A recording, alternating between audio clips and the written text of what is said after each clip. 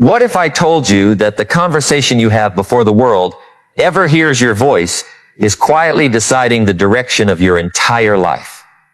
Not the conversation with your boss. Not the conversation with your family. Not the conversation with your friends. The one that happens when your eyes first open in the morning and nobody else is there. Because every single morning, before your feet touch the floor, before your phone steals your attention, before the world tells you who you should become, your mind asks one silent question. Who are you going to be today? And whether you realize it or not, you answer. Some people answer with fear. Some answer with doubt. Some answer with exhaustion. Some answer with yesterday's failures. And then they spend the rest of the day living out the answer they gave themselves in those first few quiet moments. Let me tell you something. I have met people who had every opportunity and somehow wasted it. I have also met people who started with almost nothing, no connections, no money, no special advantages. Yet year after year, they built extraordinary lives. People often ask, what made the difference? Was it intelligence? Sometimes. Was it luck? Occasionally. But more often than not, the difference began long before anyone applauded them. It began in private. It began with the way they trained their own minds. Think about this for a moment. A farmer doesn't stand in an empty field complaining because there isn't a harvest yet. He understands something many people forget. The harvest never arrives before the planting, yet every morning millions of people wake up expecting confidence without planting confident thoughts. They expect courage without feeding courage. They expect peace while watering anxiety. They expect success while rehearsing failure. Imagine planting weeds every day and praying for roses. Life doesn't work that way. The mind doesn't work that way either. Years ago, I spoke with an elderly craftsman who spent his entire life restoring broken furniture. His workshop wasn't impressive. Old wooden benches, dust floating through the sunlight tools that had clearly lived longer than many people walking through the door. I watched him carefully polish a chair that looked beyond repair. The wood was cracked. The legs were uneven. The color had faded almost completely. I asked him, how do you know this chair can be saved? He smiled. He didn't even look up. He simply said, because I never begin by looking at what it is. I begin by seeing what it can become. That sentence stayed with me because I realized that's exactly how successful people look at themselves every morning. Not as they are becoming. Here's what most people never realize. Your identity is being negotiated every day. Not once. Every single day. You don't wake up permanently confident. You become confident repeatedly. You don't become disciplined one magical afternoon. You practice becoming disciplined over and over until your actions begin introducing you to yourself. Have you ever noticed that the strongest people aren't always the loudest? Sometimes the strongest person in the room speaks the least because they no longer need constant approval. They've already won the most important argument, the one inside their own mind. Imagine waking up tomorrow morning. The alarm rings. The room is quiet. You could immediately reach for your phone. You could immediately think about your problems. You could immediately replay yesterday's disappointments. Or you could decide that before the world speaks to you, you will speak to yourself. Not with fantasy, not with empty slogans, but with deliberate truth. Because words repeated consistently become beliefs. Beliefs repeated consistently become actions. Actions repeated consistently become identity. And identity quietly creates destiny. I learned something years ago from watching ordinary people. Not celebrities, not famous entrepreneurs, not athletes standing on podiums, but ordinary people carrying groceries, driving buses, teaching classrooms, repairing engines, raising children. Their greatest victories rarely happened in public. They happened in invisible moments, the moment they chose patience instead of anger, the moment they chose discipline instead of comfort, the moment they chose responsibility instead of excuses. Those moments seemed small until thousands of them accumulated into an extraordinary life. What if tomorrow morning, instead of beginning your day with worry, you began by reminding yourself of something simple? I am responsible for what I become. Now listen carefully. Responsibility is not blame. Those are completely different things. You may not be responsible for what happened to you. Life is unpredictable. People disappoint us. Dreams collapse. Health changes. Economies shift. Doors close. Storms arrive without asking permission. But after the storm passes, there comes another question. What will you do now? That question belongs to you. Imagine two people standing after the same setback. One says, "This ruined my life." The other says, "This changed my direction." Same event. Different conversation. Different future. Because events do not always determine lives, interpretations often do. Think about this for a moment. There was once a young mechanic who dreamed of opening his own repair shop. Every morning, he walked into someone else's garage. He fixed someone else's customers' cars. He swept someone else's floors. He watched someone else collect the profits. For years, nothing appeared to change. His coworkers laughed at his notebook. Every lunch break, he would write ideas, costs, customer service, equipment. Future goals. One afternoon, someone joked, "Why waste your time writing? You're still here." The young mechanic smiled. He closed the notebook and quietly answered, "My body works here. My future doesn't." Now understand something.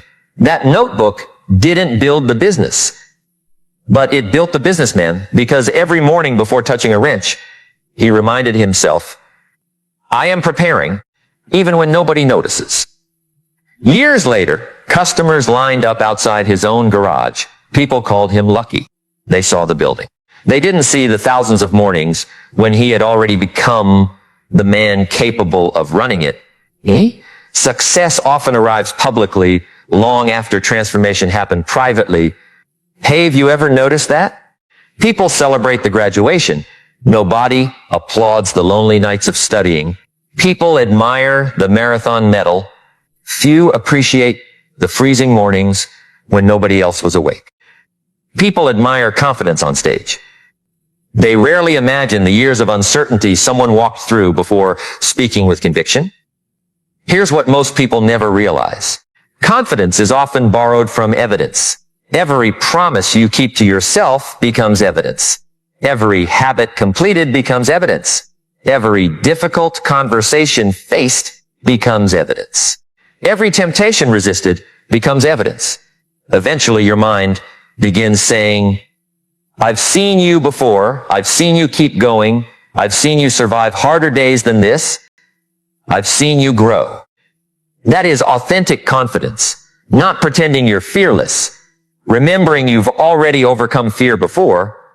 Imagine a mountain climber looking up at a massive peak. If all he sees is the summit, discouragement arrives quickly. But experienced climbers rarely obsess over the entire mountain. They ask a different question. Where does the next step belong? Life often changes exactly the same way. Not because someone conquered everything in one dramatic morning, but because they conquered one conversation, one choice, one habit, 1 hour, 1 day, then another, and another. That's why the first words you speak to yourself matter. They don't magically transform your circumstances. They transform the person walking into those circumstances. And that's the only person you truly control. Let me tell you another story. A school teacher once told me about a quiet student who almost never raised his hand. Whenever the class was asked a difficult question, he looked down. Whenever there was an opportunity, someone else volunteered first. One afternoon, the teacher asked him to stay after class. She didn't lecture him. She didn't criticize him. She simply asked, "When did you decide you weren't the kind of person who could answer?" The boy looked confused. "I never decided." She smiled gently. I think you did. You just don't remember making the decision. Those words deserve your attention because many adults are still living inside decisions they don't remember making. I'm bad with money. I'm not a leader. I'm too old. I'm too young. I'm not creative. I'm always unlucky. Who told you that? And even more importantly, why have you continued repeating it? Imagine carrying a backpack for 20 years, Hevie. Uncomfortable, exhausting. Then one day, someone points out, it's empty. The weight wasn't coming from what was inside. It came from believing you had to keep carrying it. Our minds do something remarkably similar. We carry outdated stories, old labels, forgotten embarrassments, temporary failures that somehow became permanent identities. And every morning we unknowingly unpack those same stories again. Today is difficult because yesterday was difficult. Tomorrow will probably disappoint me too. People never change. I never change. Nothing ever works. Listen carefully. Your brain pays attention to repetition. It begins treating repeated thoughts as instructions. So if every morning you repeatedly tell yourself that life is against you, your attention starts searching for proof. And because the human mind is extraordinarily talented at finding evidence for what it already believes, by lunchtime, you have collected 10 reasons why your morning belief must have been true. But imagine reversing the process. Imagine beginning your day with a quiet declaration. I will look for opportunities to grow today. Now suddenly your attention starts noticing conversations, books, ideas, challenges, mistakes, introductions, and moments that yesterday would have passed unnoticed. The world didn't suddenly change. Your lens did. And changing the lens often changes the picture. I once met an elderly gardener whose backyard looked like something from a storybook, flowers everywhere, fruit trees bending beneath their harvest, birds gathering each morning. Someone asked him the secret. He laughed. The secret isn't growing flowers. He bent down and gently pulled a tiny weed from the soil. The secret is noticing weeds while they're still small. That answer applies to the human mind more than most people realize. Resentment begins small. Excuses begin small. Bitterness begins small. Self-doubt begins small. Jealousy begins small. Neglect begins small. Eyes get them long enough. And one morning you wake up wondering why nothing beautiful seems to grow anymore. Because unattended thoughts rarely remain small. They develop roots. And once they develop roots, they begin competing with your dreams for the same sunlight. Think about that. Your dream and your doubt cannot both become the dominant voice forever. Eventually one begins feeding on the other. That's why those first quiet moments of the morning are sacred. Not because morning itself possesses magical power, but because before the noise arrives, before the headlines, before the notifications, before the demands, you have an opportunity to choose which voice deserves the microphone. And I remember meeting a woman who had rebuilt her life after years of believing she would never amount to much. She told me something I'll never forget.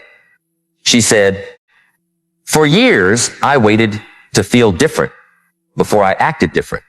Then one morning I realized I had been waiting for a feeling that was waiting for a decision. Think about the wisdom in that. So many people negotiate with their emotions. I'll start when I feel motivated. I'll become kinder when life gets easier. I'll pursue my dream when my confidence grows. But what if confidence has been waiting for your first courageous action? What if motivation has been waiting for your first disciplined morning? What if peace has been waiting for the first moment you stop arguing with yesterday? Imagine standing beside a river. The current is strong, and everyone around you says it's impossible to cross. Some people turn around immediately. Others stand there complaining about the water. A few throw stones into the river, hoping somehow the current will change. But then one person begins looking carefully, noticing where the rocks beneath the surface create just enough footing to move forward. That person doesn't eliminate the river. they learn how to cross it. Life often rewards that kind of attention. Not perfect circumstances, not perfect timing, but the willingness to keep looking until you discover the next solid step. And that is why the words you whisper to yourself every morning are not merely words. They become the direction of your attention. The direction of your attention becomes the direction of your effort. And the direction of your effort slowly becomes the direction of your life. Now imagine waking tomorrow, taking one slow breath before anything else competes for your mind, and saying to yourself with complete honesty, today, I will become just a little stronger than I was yesterday. Because that single promise, repeated over months and years, begins changing the questions you ask yourself, the choices you make,